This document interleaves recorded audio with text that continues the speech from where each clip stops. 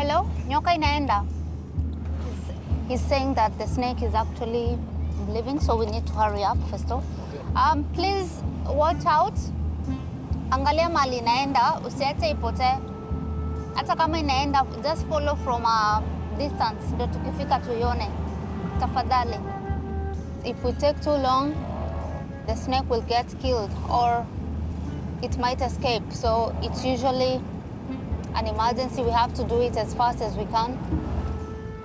Des appels comme celui-ci, Marie en reçoit toutes les semaines. Son métier, manipulatrice de serpents venimeux.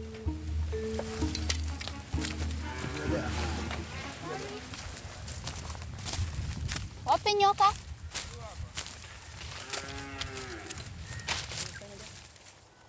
It's a puff adder. Très répandue sur le continent africain et particulièrement agressive, cette vipère est responsable de la majorité des morts liées à des morsures.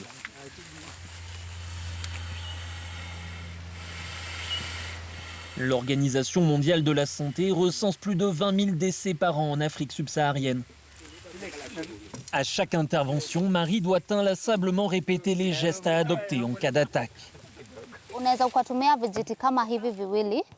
Huyu ndio ule Imaginons qu'un serpent s'en est pris à cette femme. Il l'a mordue sur ce bras. Vous prenez les bâtons et les mettez de chaque côté. Vous prenez une corde et vous la serrez autour des bâtons, ici et là. Comme ça, elle ne peut plus plier le bras. Il reste droit. Le sang ne circulera pas trop vite. C'est l'unique soin d'urgence à effectuer. damu isiende kwa kasi. Hiyo tu ndio first aid tuna recommend. If you compare Si vous comparez la situation actuelle et il y a 20 ans, je dirais qu'il y a plus de morsures de serpents aujourd'hui, car les humains se rapprochent énormément des animaux sauvages. Ils construisent des maisons, des routes. Ce sont les humains qui vont à la rencontre des serpents dans leur habitat naturel. Malgré cette proximité, le respect de règles simples permet de diminuer les risques. Avec un trou comme celui-ci, un serpent peut facilement ramper dans la maison. Cette porte est ouverte. Et si vous vous rapprochez, vous voyez qu'il y a un bidon d'eau qui est aussi ouvert. Si un serpent assoiffé cherche de l'eau, il va venir boire ici. Et en ce moment, il fait très chaud. Si le serpent veut se rafraîchir, il restera dans la maison.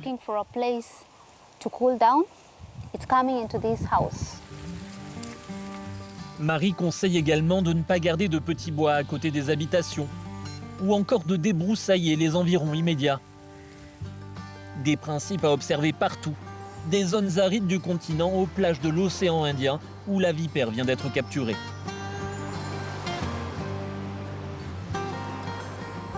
Le Kenya compte 140 espèces de serpents, dont seules 33 sont dangereuses pour l'homme.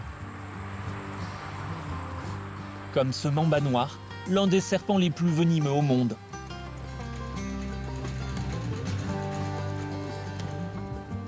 Plus de 15 000 personnes sont mordues chaque année au Kenya. Unaweza kusikia hiyo mkono yako? Oh yeah, so they've made a small cut. So then we used the... Umeweka hiyo black stone, ama? C'est un soin traditionnel en cas de morsure. It does nothing. Ça ne sert à rien. C'est prouvé cliniquement. On sait que ça ne fait rien du tout. J'en parle beaucoup car en réalité c'est même dangereux. Cela rallonge les délais pour obtenir un vrai traitement. Ce médecin urgentiste britannique tente d'améliorer la prise en charge des victimes d'envenimation sur la côte kenyane. Sans soins rapides, sa patiente risquait la mort. Voilà l'élément clé ici. C'est la 3e fois qu'elle se fait mordre. Elle a déjà reçu de l'antivenin, donc elle sait ce qu'il faut faire. Elle a été mordue à 7h30, elle est arrivée ici à 8h, et j'imagine que l'antivenin lui a été administré vers 8h30. Voilà, on a fait exactement ce qu'il fallait. Bon travail. C'est vraiment bien. À l'étage inférieur, un autre patient est arrivé la veille. Il a été mordu à la lèvre.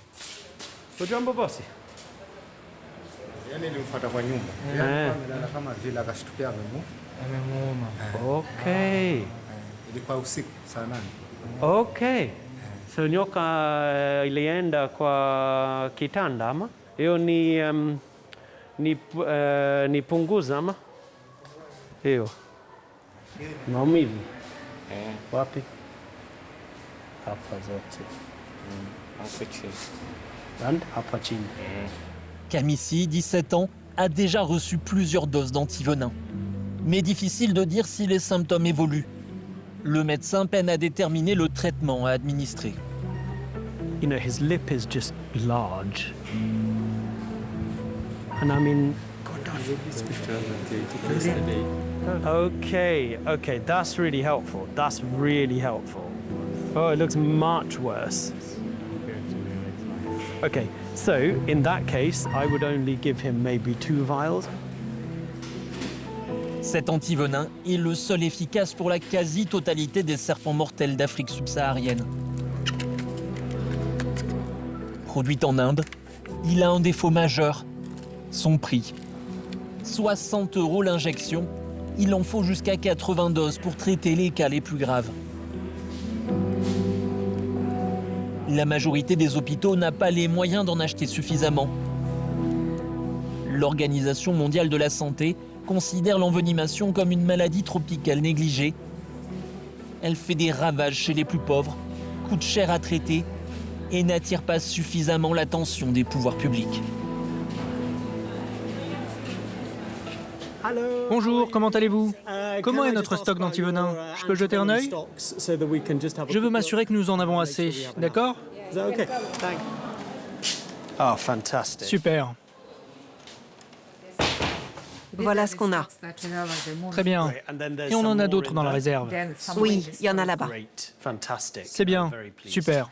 Combien est-ce que vous en avez donné cette semaine? Une quinzaine, c'est ça? Oui, une quinzaine.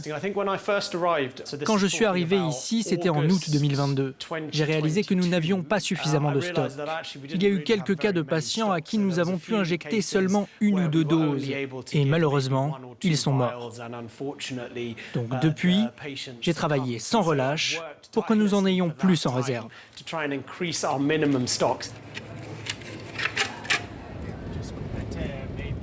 Le médecin veut comprendre les réactions de ses patients et ce qui ralentit leur arrivée après une morsure.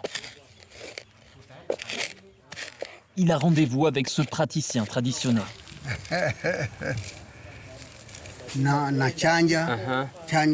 Si la personne s'est fait mordre, j'incise. Il faut 3 coupures sur chaque côté de la jambe. J'en fais aussi 3 sur la poitrine et 3 sur la langue.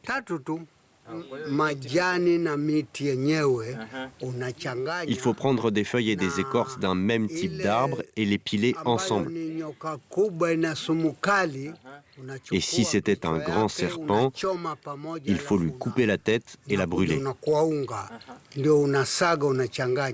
Ensuite, je mélange les cendres avec le reste. Si la personne a été envenimée, cela la guérira. Ici, beaucoup y croient. Et le Kenya n'est pas une exception. Selon l'OMS, 80% de la population mondiale fait appel à la médecine traditionnelle. Et est-ce que le patient doit revenir? Il y a un suivi les semaines et les mois suivants? Non, si je fais ça aujourd'hui, 3 jours après, il n'y a plus de venin. Et après, c'est fini.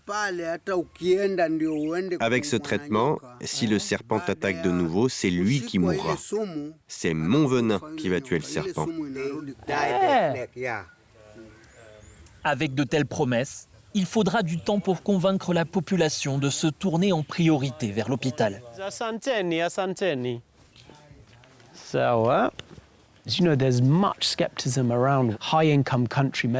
savez, ils sont très sceptiques à l'égard de la médecine des pays riches.